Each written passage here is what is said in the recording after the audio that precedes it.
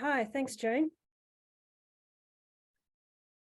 Thanks for the introduction. I've shared slides. Can you see them correctly? Yes, we see them. They look Okay. good. Great. Yeah, so I'm going to be presenting this with Shawn Serbin as well, and we're going to kind of to and fro backwards between some different sections. So Shawn's going to kick it off and we'll go from here. Thanks, Kim. And you'll drive for me, correct? That's right. Yep. All right. Thanks. And just let me know when I don't remember, make sure I don't go into your section. So, all right. So today we're going to present a reporting format for UAS data, unoccupied aerial system data and metadata that we've been developing with community support for the last few months that we hope to finish up this year, that will be used with ESS-DIVE data submissions from here on out. Next slide, please. Oop. So, whoop. There we go. So the main thrust for this effort is that there's been, as most who are on this call probably know, a lot of work done focused on using UAS data for terrestrial ecology, for ecological research, for Earth system science research. But a lot of those efforts end up with unique, novel, but one-off data sets done and provided in ways that perhaps make it very hard for larger synthesis efforts. So there's been some recent work thinking about how to make UAS data more fair, findable, accessible, interpretable, and reproducible across the community so that we can enable larger synthesis efforts. So this UAS reporting format effort for ESS-DIVE is really grounded in the idea of making the data more fair. There's a great review paper in 2019 that discussed the fact that the full value of UAS data have not been realized. One of the reasons being that it's very hard to work with data sets coming from different groups that might be done in very different ways. And then harmonizing variables and units and observations across those is no small feat. And that there has been a sort of a dearth in consistent variable metadata across different efforts. And that, moving forward, we should really consider how to put a metadata reporting format into the larger FAIR paradigm. Next slide, please. So what we're going to talk about today are really about, we're starting with UAS data that you consider provided by small teams of researchers or groups.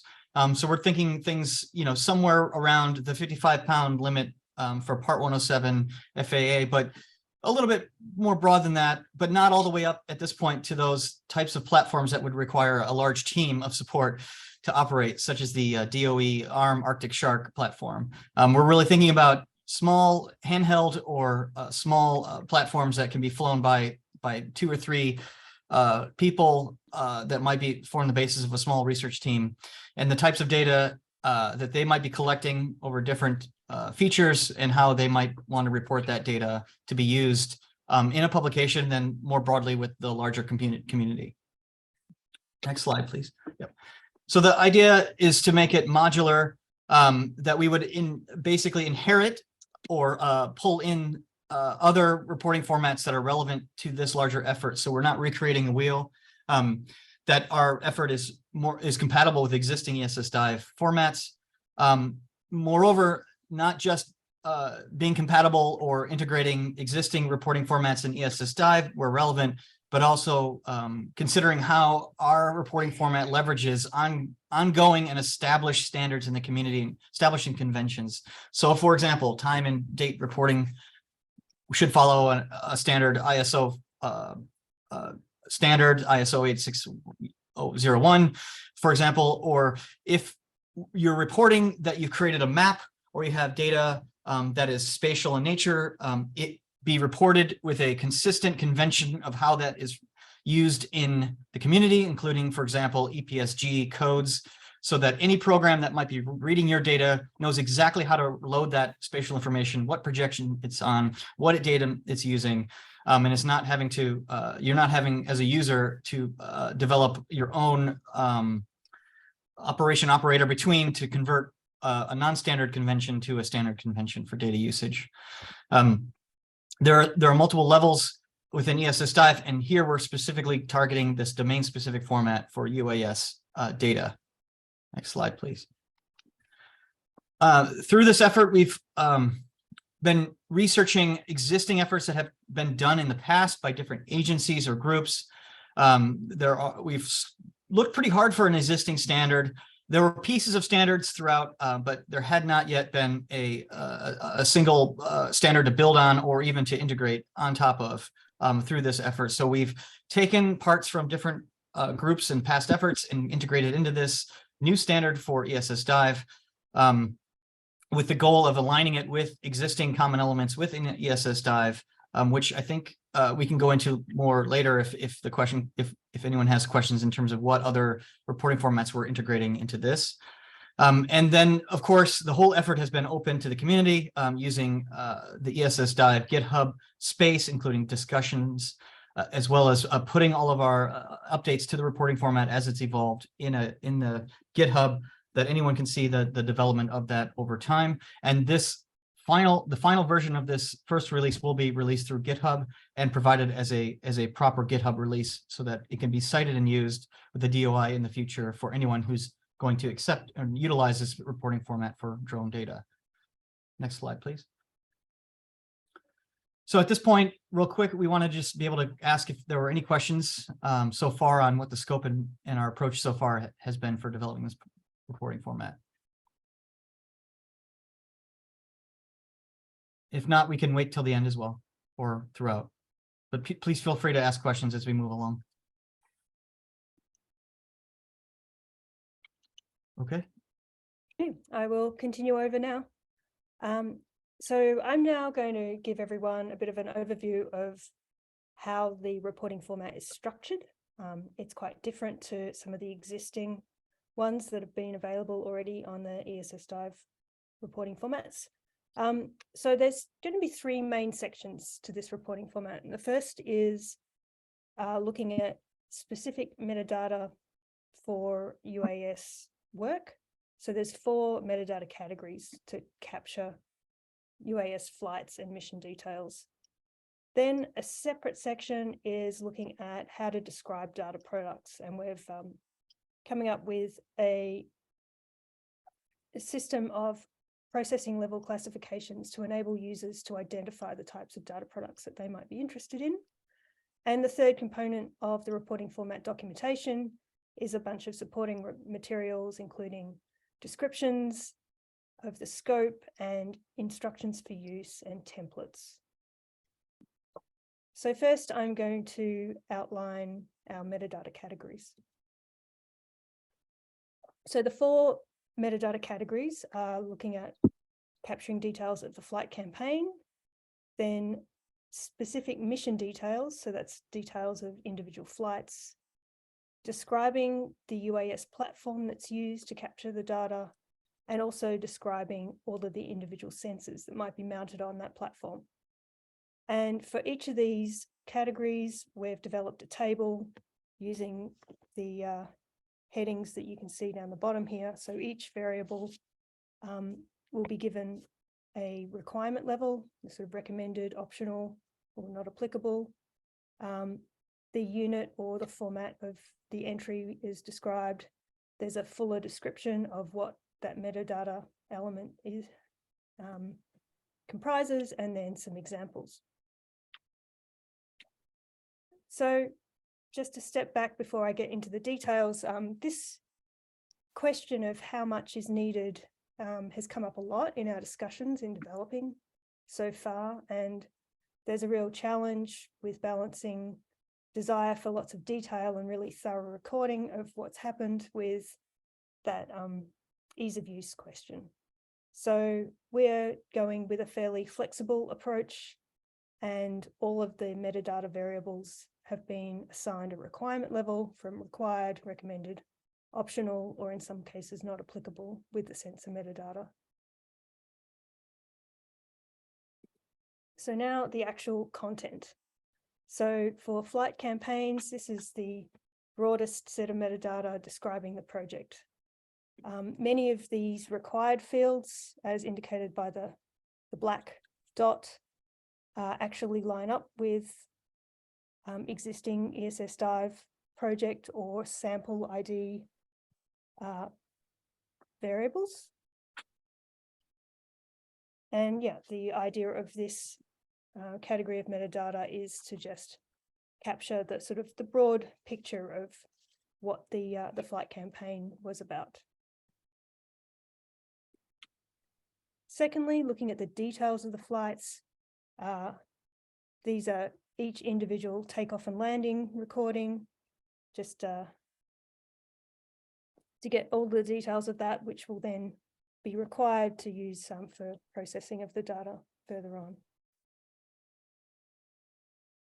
And so these are the sort of details that might be entered into a mission planning software to dictating the actual specific locations of the flights and categories or factors such as the forward and side overlap and the speed. A second part of the mission detail is recording the weather conditions. There's a number of variables that have been defined here, and it's not necessarily expected that every mission would have all of these variables recorded. That would be up to the user to select what ones were most appropriate for their mission goals and the sort of data they're collecting. So in this example, weather conditions would be just a general format that someone might choose to use if they didn't want to record individual aspects of that. But if they wanted to get right into the details, they could then record things like illumination condition and specifics about the cloud cover and cloud types. Now moving on to the UAS platform metadata. So this is a list of details of the platform that is being flown. Some of these will be off the shelf purchased, other times they can be quite customized. And so with this list of features and this category of metadata, it's seen that this is the sort of thing that a research group could put together once they've built their platform, and then that can be reused with multiple data packages.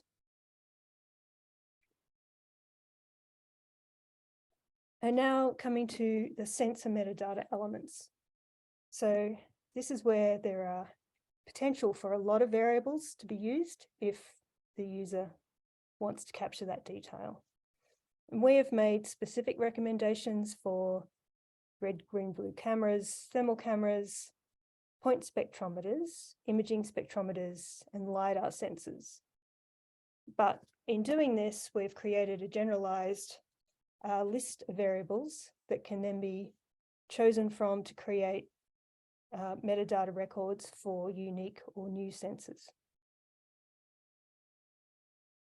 And that looks a little bit like this. So at the moment, there's 32 variables in total, but not all of them are required for each sensor type. So this table, again, using the shading of solid, shaded, open circles and crosses, indicates how we are arranging the recommendations for required, recommended, optional, or not applicable for different types of sensors. And this table shows just some examples of metadata elements, and it's a subset of the larger table that has been developed.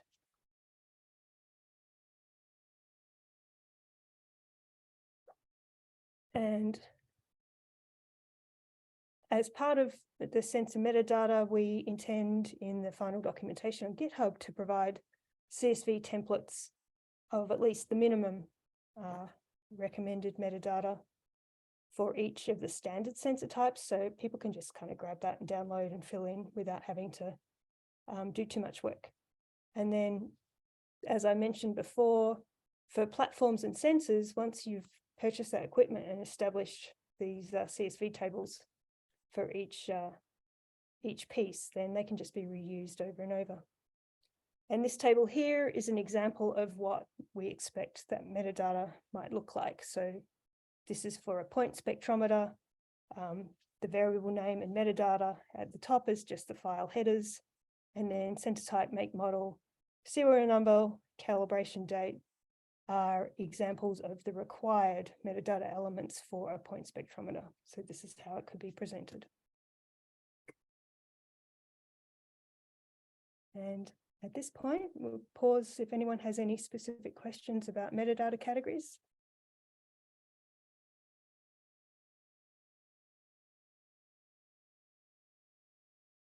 If not, we can move on to Shawn for data product descriptions.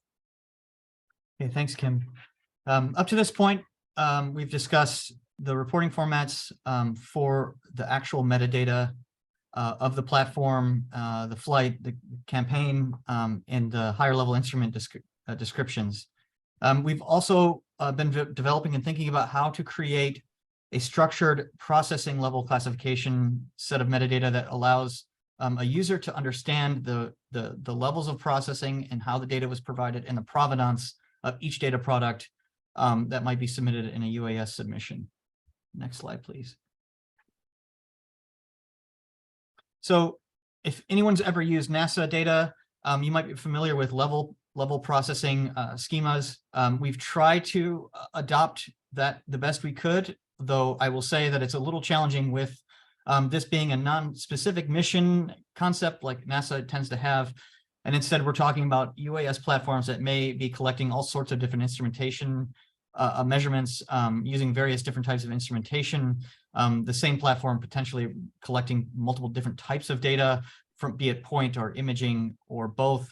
And the level in which a data provider can provide a consistent set of data that fits within these levels. So we're still thinking about how best to do this. And we can discuss that at the end if folks are really interested, because that's feedback we're still working on getting sorted out. But in general, the idea is that, sorry, Kim, is that the level 0 data might be the very rawest data coming off of a platform. So it could be, if you're, say, let's take the simplest example, flying a single RGB camera. That would be the individual frames collected as you were flying a mission. So each time the camera shutter triggered, it collected an image. That image then becomes a larger set of images that usually gets mosaic together. That individual frame of data and any telemetry data or useful information needed to put that data into a useful orthomosaic is provided in L0. Level 1 would be the very beginning part of processing. For example, in an RGB image, you might create an orthomosaic using a number of different pieces of software to do that stitching of images together. And that would be the level 1 data product.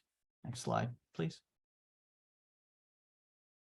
From that level 1 data product, you may then do further processing. For example, you might run an algorithm to calculate, to generate from the point cloud data from that orthomosaic, a canopy height model and a digital terrain model, or a digital terrain model to calculate a canopy height model. And that canopy height model would be provided as a level 2 product with information about how it was derived, as well as the variable units of that data product. For example, commonly meters in height. And then from previous level products, you might derive even higher level derived product, such as an L3 product mapping plant species in the drone, in the UAS image flight line. So that would be a level 3 product provided discussing how that was derived, what data sets in your data submission is, so capturing the provenance of how you went from the raw data to the level 3 product, as well as the definitions of the different pixel values so in this case, the PFT map, what's the structure in which that's defined for each species. Next slide, please. Oh, I guess we can talk about that here. Or we can wait till the end and go through a more detailed discussion of that. Any questions on the level processing? Shawn, I had a question about sort of I guess it's the level 2, level 3 question for integrated workflows where you're kind of simultaneously generating the point cloud and the orthomosaic and the digital surface model. So I guess can you maybe talk through your justification for dividing the line between level 2 and level 3 where it is, indicate, like, you know, in reality, some of this stuff is a little bit arbitrary, but I'm curious to hear a little bit more about the logic. Yeah, you raise a good point, and that's kind of what I'm getting at with the challenge of doing drone data into these level binnings versus something like a satellite mission that has a pretty like years in advance of that mission, they define what would break up the different pieces. And you hit a good one, which is when you're doing orthomosaicing, you probably are generating a point cloud, and you're probably also creating a digital surface model. I didn't go into the detail there, but I hate to speak because I don't want to screw this up, but I'm pretty sure in our case we put that as level 1. And level 2 in this case would be, okay, so using that, you'd need to make some more assumptions to come up with a canopy height model, more or less. So that would be a level 2. So for example, you'd create, you'd have the original height data, which is the full height of the surface, and then your derived digital terrain model using the orthomosaic point cloud. But then you have to make an assumption about what's the ground and then calculate the height. So that's sort of another level up of assumptions that need to be made. So that would be the next level up in terms of processing. So then on top of that, you have to make a bunch of assumptions to go from, say, things like height and RGB, you know, greenness or whatever, to a level 3 species level model of data product. So you'd have to make assumptions to go from level 2 to level 3. So that would be a new data product level because of those additional processing requirements and the input needed and the assumptions need to be made to move up into that. So it's, as you get further and further, more and more derived in the data, we're trying to break it up into pieces that define as best we can. That's the next level up in terms of assumptions being made on a derivation of the data, and then further up even from there. Does that help answer that question? Though I will say it's pretty fluid, and it's going to be somewhat dependent on what a user wants to consider is their, based on how they process what they think those levels are. But I'm hoping that it will sort of organically fall into the right kind of areas, because it is a bit of a challenge to do this. And when you go, especially once you go from, let's say, go away from RGB, let's say go to hyperspectral imaging systems. Now we have, is level 1 is it an orthomosaic raw DN? Is it a radiance product? Is it surface reflectance? So, you know, I have my own ideas for that, and we're going to try to put them down as concrete examples or that folks could try to follow. But feedback on that would be definitely appreciated as we finalize that to determine is where best would we put sort of prototypical examples of products into specific levels. And the Thanks, goal here, that's super helpful.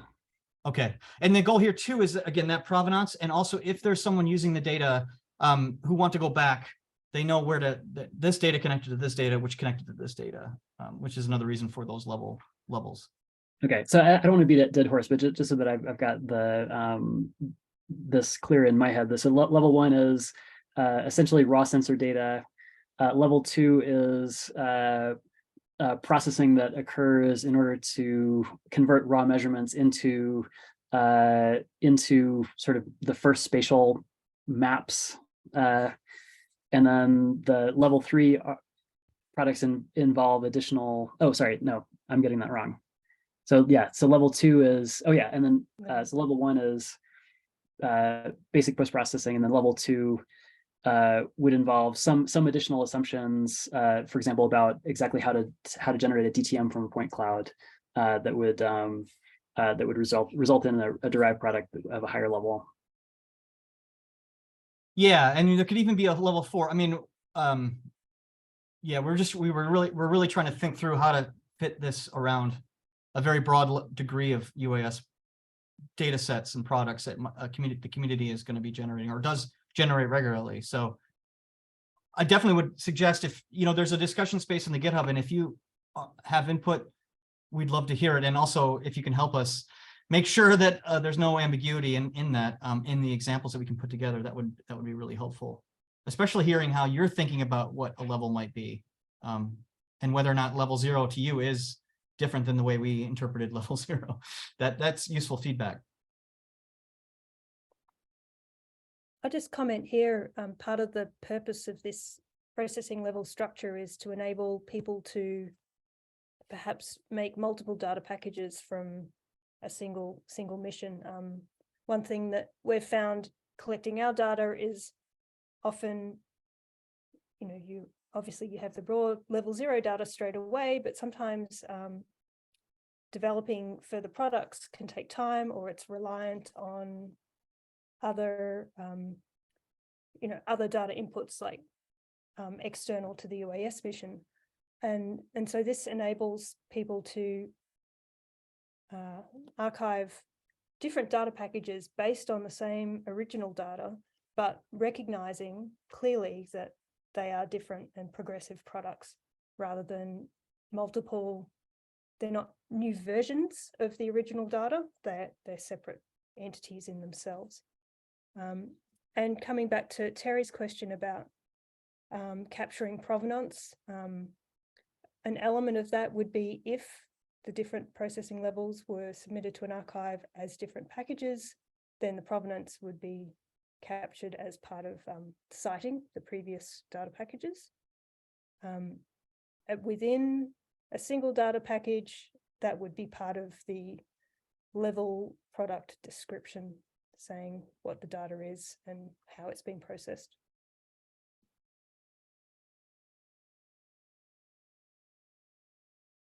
Terry, go ahead. Different than my provenance question. I was at the Earth System Information Partnership meeting last week, and Leslie Wyborn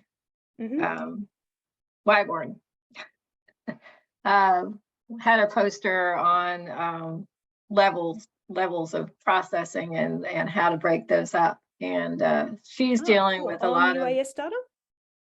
Well, this is just really large spatial data, some in the terabytes, but the point being that the level 0 data, if it's lumped in with other, if it's not archived individually in all these derivative products, the different levels ones are lumped in with it, then that raw data, that level, the different level data, it makes it harder to cite them.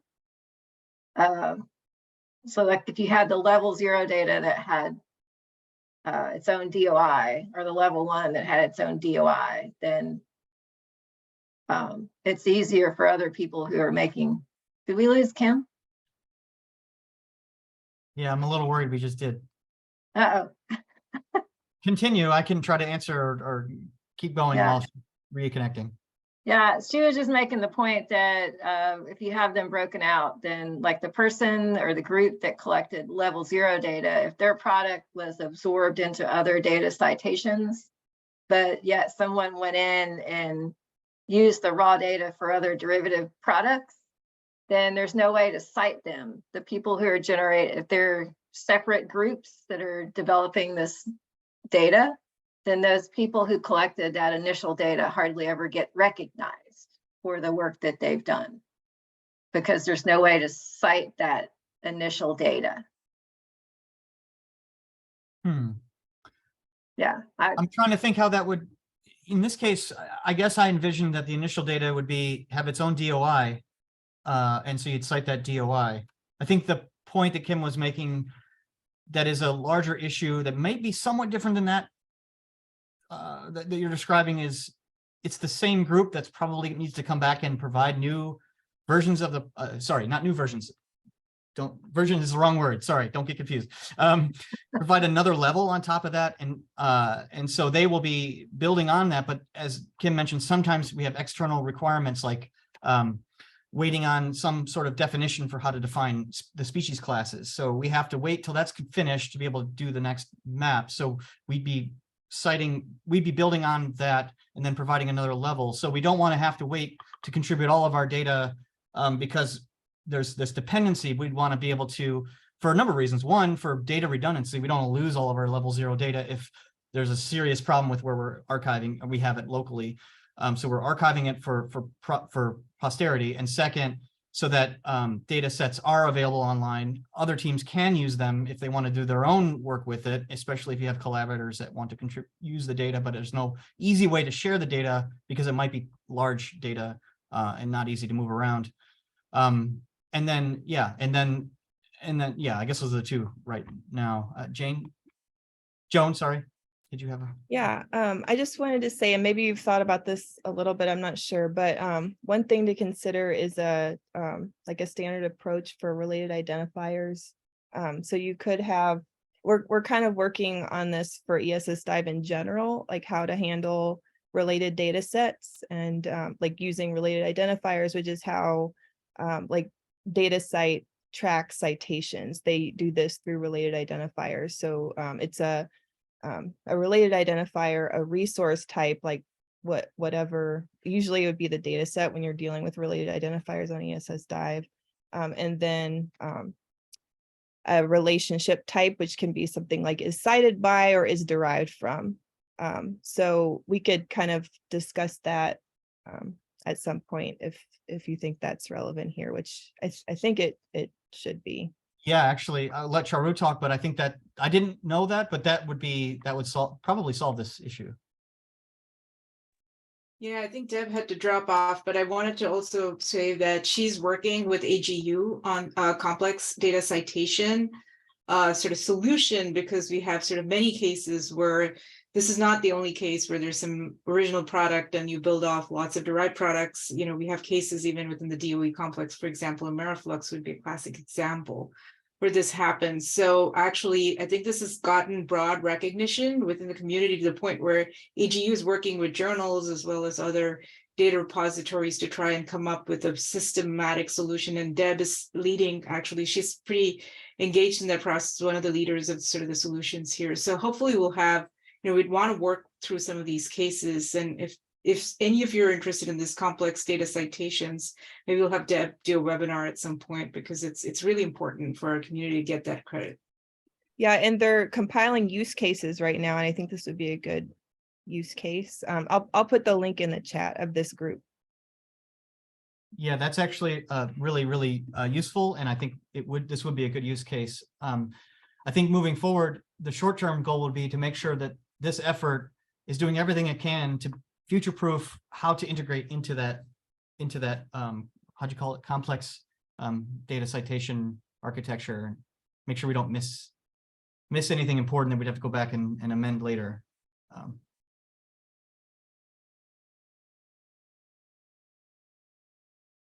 But yeah, thanks, Terry. I'm glad you brought that up, because it clearly opened another opportunity here. Shall I commence the screen share again? Yes. I don't know where I went.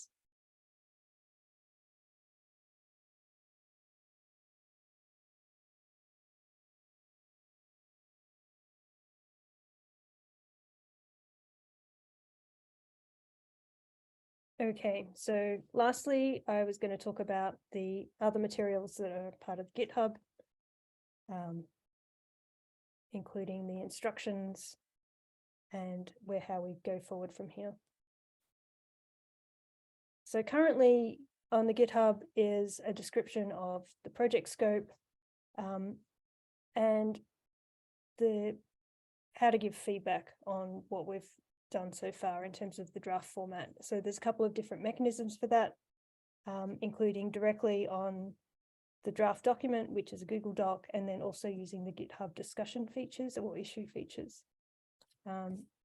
And at the moment now there's a new instructions for format use, which is kind of a beta version, but people are welcome to give feedback on that as well. What we expect the GitHub to look like when it's finished will be a series of tables showing the metadata variables for the campaign information, sensor information, platform and mission details, some pre-made metadata templates for those different categories, and a description of the product levels and how to use that description system, and examples of how to put together a data package. We're also planning on writing up this work as a paper, as has been done for several other of the ESS-DIVE reporting formats, with examples here for the samples, sample reporting format, soil respiration, and leaf level gas exchange. We'd like to invite everyone who contributes to the format, whether it's through suggesting detailed things on how we look at variables or more broad conceptual ideas, or just part of writing paper. Yeah, we'd like to invite everyone to be a part of that. As you can see from the leaf level gas exchange example here, we had about 80 co-authors, and so that would be great to get as many people involved as possible.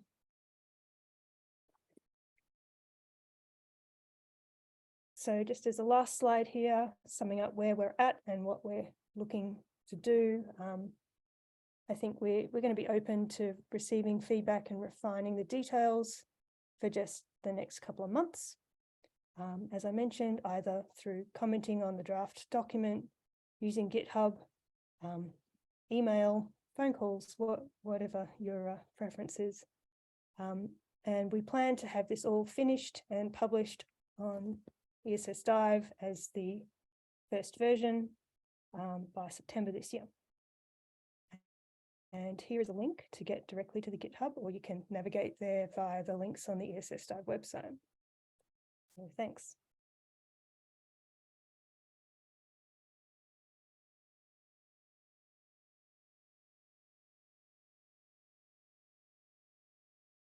I guess now we've got plenty of time for further discussion and questions. Yes, Lynn. Hi, Shawn. So I'm a metadata person at Brookhaven and Computational Science Initiative. So I'm not at all a specialist on your domain applications, but I was wondering with the sensor data, if you had looked, there used to be like, oh, there still is this sensor ML and observation and measurements, which is an IEEE standard, and sensor ML is and they're both from the Open Geospatial Consortium, and it's a little an older standard. What had interested me was this, and I don't know if it's relevant here, but what was interesting to me is that they consider a sensor as a process, and so in that way it makes it to make it easier to be able to link the data that is produced by the sensor with the device that actually produces the data. Yeah, we discussed it. I think the challenge we've been running into is that developing that kind of standard is a bigger effort than what we can do right now. But there are a number of forward-thinking goals that could come from this effort. That's one of them. And then thinking about going, the sensor ML efforts are really focused on sort of file type standards, and how I think we would have to sort of adapt, although perhaps you could help me understand if there is a way to do this easier, but adapt it to be targeted more towards the measurement goal of each sensor or group of sensors, so that when so we're typically trying to derive some variable for ecology, like canopy height, not so much not trying to develop the standard for a loss file or a geotiff. But I think we could build on that effort and think more about how data is being used for ESS-DIVE. And I think also just have to start somewhere to get actual metadata organized and standardized for data sets like this, because as you mentioned in the beginning, it's been sort of a Wild West situation, making it even just hard to understand, like, what's the basic input, what did this sensor actually collect? Sometimes isn't always clear. And of course, additional, perhaps even a sooner than long time down the road, but not within this effort, would be moving from a CSV type flat format and then thinking about how to build a tool that would allow us to do the extensible hierarchical reporting, which could take exactly what we've done, but just reorganize into a more standard like XML or JSON type format that might work better for things like sensor ML in the long run. Yeah, thank you very much, Shawn. Yeah, I think in the long run we can discuss it. Thank you. Gilberto? Hey there. Thank you for the presentation and then the effort so far. This looking very cool. I had a question about the ground connected measurements. And sorry if you covered that, I might have missed it. How are you thinking about representing data collection that involves a ground-based collection? So I'm thinking about calibration targets that might be on the ground, or maybe a downwelling sensor that will be used to kind of calibrate the whole a whole data collection campaign. These kinds of things. Are you considering these in terms of documenting as the metadata, and some of the data streams that are coming out of that is would probably be probably need to be represented as well? Yeah, Kim, did you have an example for where we did that? I believe that's optional material that we thought about. I just don't know if we have an example in the slide deck to show where that would go, but yeah, we do have variables for ground control points. We don't have anything for other linked sensors that are not attached to the UAS as such. I guess in a way that could fall into a similar structure as was used in the gas exchange format, where there's a sort of supporting data element where that material can be referenced. That sounds great. yeah, actually, that's a good point. And we'll definitely integrate that. I think a simple example of supporting data would be useful. My feeling would be that that would be data that would be another structure in the level 0. So I think we did discuss this, and one of the challenges we have is sometimes that data is also part of a larger package, so it might be separate. And then do you duplicate, or do you just insert, say that there is supporting data in your, so we can come up with a supporting data structure, and then you might just put in a README that has a DOI or linked.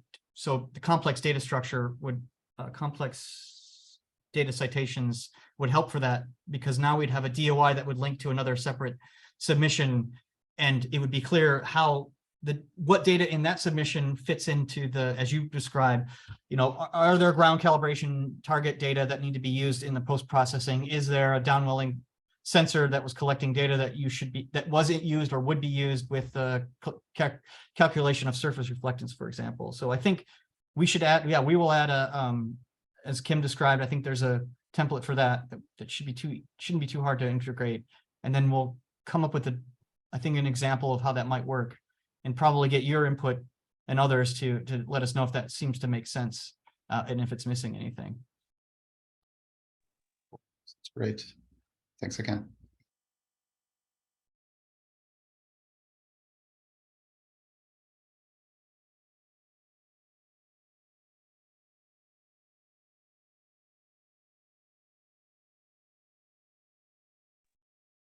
These are good. This is good feedback. Anything else? This is your chance to help us and help you make this useful. Because ultimately we're hoping that everyone finds this useful and can use it when you're contributing data, and don't find it too onerous. That's one of the main goals.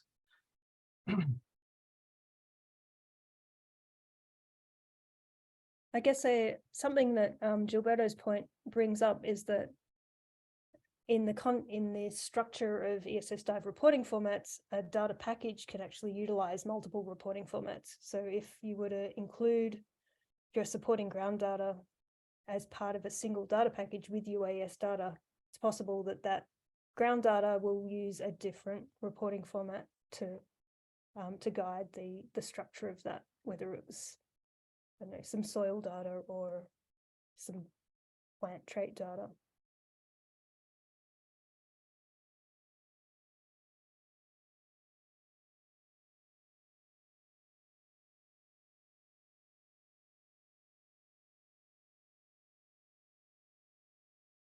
Out of curiosity, if there's no questions at the moment, this might spark some more, but those that have collected UAS data, which I imagine lots of folks on this call have done, and have developed products from it, you know, I'm wondering if you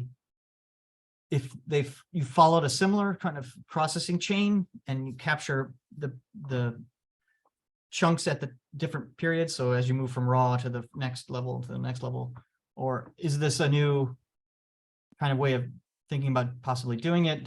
Would it seem to work for you, even if you might not necessarily have the right idea of where your level 0 and level 1 break, but that idea, I'm curious to know if folks think that's useful to think in that way.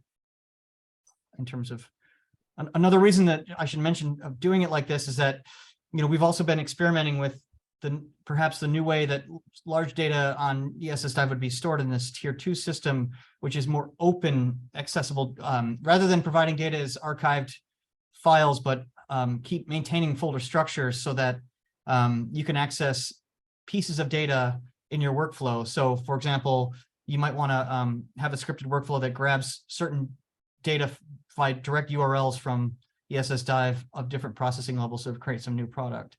And so one of the reasons why we were thinking about levels is so that that structure would be maintained and it'd be easy for a user to sort of programmatically think about how to grab pieces of a data submission from the different levels that you need to do something new with it, rather than in one big directory of information.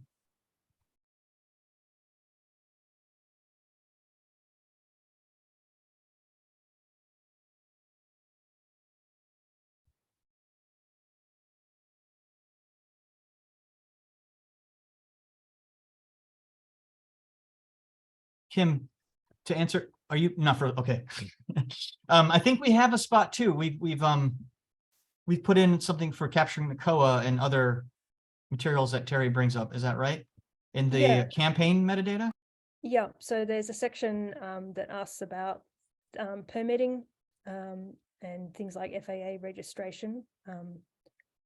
Nothing specific about safety other than capturing those components of permits, and also the pilot in charge contact details.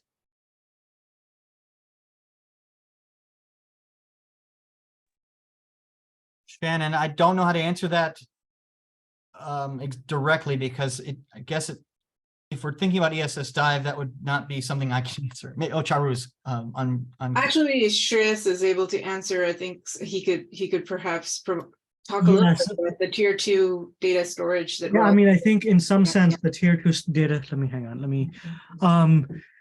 Yeah, so the idea with the tier 2 data storage is it's effectively meant to be not unlimited, but pretty large data storage, right? So we don't have any hard limits on tier 2 storage at this point. And you know, that would be a conversation that we would have. And so, you know, we could easily accommodate on the order of like a few terabytes of data on there. And then if it's more than that, we'd have to talk about it. But the tier 2 upload is also not kind of through the standard mechanism of, you know, the ESS-DIVE file uploads. We would basically we would give you a Globus share and you would just copy the files through that Globus share into tier 2. Does that answer your question, Shannon? Or? Yeah, thank you. But yeah, the idea is that, and even if there are limits, if we run into limits, that can be a longer discussion and we could figure out how to get more disk. But as of at this point, we're not putting any limits, but we'll, you know, if it's something that goes into the petabyte range, then we'll have to talk about that and renegotiate that. But yeah, we can definitely accommodate a few terabytes of data. Yeah, I guess coming back to the processing levels, that is something that will help users identify which part of that terabyte they actually want to access without having to download it all, or, you know.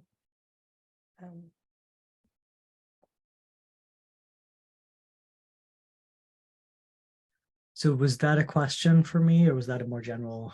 No, that was just a coming back to some of the motivation behind the having this processing level description, to make it easier for users to identify what sort of information or products they're seeking, so they don't have to wade through really large data to try and find what they need. So related to that question of subsetting large data packages, I'm curious if you guys have, I guess, some standards in mind for enabling that kind of efficient subsetting and data processing. There are some standards for geospatial data more generally. I'm thinking about there's a spatiotemporal asset catalog stack standard for large imagery catalogs that are used a lot in satellite-based remote sensing, but could potentially be important for enabling programmatic search of which images from this large data package actually overlap my particular study area, which ones are in a particular date range, and there's sort of sort of ad hoc ways that we can do that paging through the file structures. But I'm curious if you guys had any conversations about making that programmatic, considering that there are some standards in progress there. So I can't speak for the backend infrastructure and architecture that ESS-DIVE is, building out. But I can say that a lot of our early discussions about this were thinking about the future and how to provide enough information so that if something like you're describing is implemented, and as you mentioned, there's a bunch of different ways that could be done, but there are some more consistent standards in that now, that the data would be searchable spatially. You could synthetically integrate data across space and time and do things like you described in terms of product or data synthetic subsetting. I will say, though, in the short term, for this standard, and while we're developing this not necessarily as part of this reporting format, but as part of the research we do, plus in conjunction with this, we've been working on prototyping the tier 2. And one of the things we've done for that is creating cloud-enabled versions of our data sets on tier 2, so that we could test that, yes, we can directly, instead of downloading all the different products from the different folders, we can, if we know all the links, I know that's one, it's a bit of a, that can be still a pain if you have multiple places you're trying to get data. But if you think about, if you know where the links are and you can put them into your workflow, you can access that data, streaming, or do things like, using cog file geotiffs, you can subset on demand using that basic protocol, and that does work, and it is very effective. I think for the time being, in terms of dealing with lots and lots of spatial data that you don't want to necessarily have to download all of it just to do something with. Also including things like extracting data points from data sets. And of course, there are other data formats that allow for that as well, that don't need any new infrastructure to allow that. So I will say that, we can't do that for you, but what I can say is that we've tested out, solutions that you can be invoked now using what we have in place already. Thanks, I appreciate it. I also want to add that, just basic metadata search should be things that, people at least on any repository would allow you to provide information about the spatial coverage and the temporal coverage of the data set. And that kind of information can be searched through our regular portal as well as through the APIs. So you could access data programmatically and then be able to apply additional tools on top of that. So we encourage both in terms of descriptions. We have this sort of reporting format will go hand in hand with all the other reporting formats that ESS-DIVE has, and there's a bunch of them on the GitHub that includes sort of this higher level description of the data set, but also descriptions of individual files and folders. You could do both descriptions. And actually what ESS-DIVE is working on right now is the ability to search that file level descriptions to be able to enable advanced queries. So the more you sort of tag all this work that's being done with the UAS with these additional reporting formats, that just enables this kind of broader discovery and use. So just wanted to add that in. That's not available necessarily through every repository, but will be through ESS-DIVE.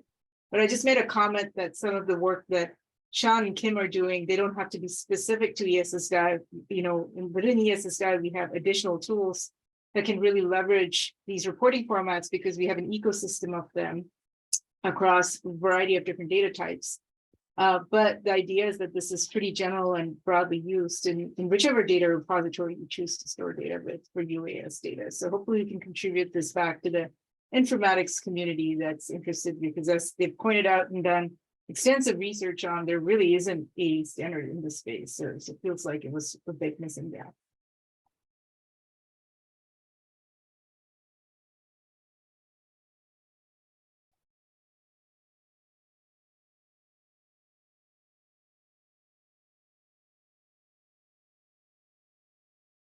Yeah, thanks, True. Just a comment on the identifying like time, date, and location space. I guess the structure that we're setting up will enable that to be discovered via the CSV files on a couple of levels of granularity, because the campaign metadata will give like the whole date range and the whole or more general location.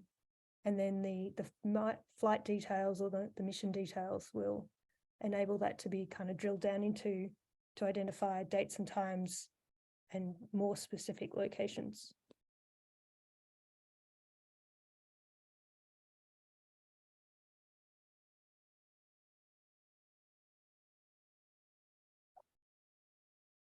And I see there's a question from Gilberto about using data in Google Earth Engine. Shawn, can you respond to that?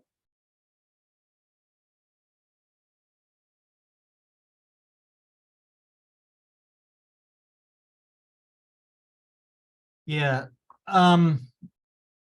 Again, I think cloud optimized formats is providing the data, at least a version of the data in cloud optimized format, like COG, is definitely how that would work. The issue with Google Earth Engine is that it also requires either an agreement or the storage on Google buckets, blah, blah, whole other thing, which isn't necessarily the way that data is being stored now.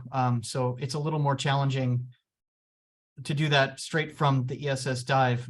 But I will say that the ESS-DIVE, like I mentioned in the tier 2, it is set up in a way that you can, it's almost like you're using it off of Google Earth Engine. If you're maybe not using the Google Earth Engine, Python tool, but you're reading streaming the data into your workflow, and then you could also stream in your Google Earth Engine layers and still work with them together.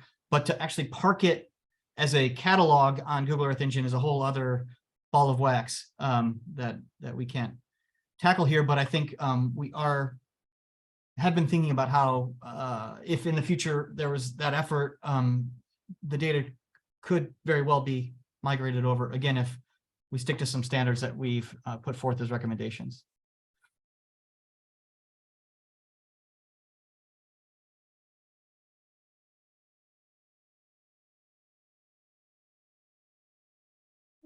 Okay, I guess we're at the end of our hour. Thanks everyone for tuning in and for the great discussion. Thanks, Kim and Shawn. Really appreciate it. Thank you.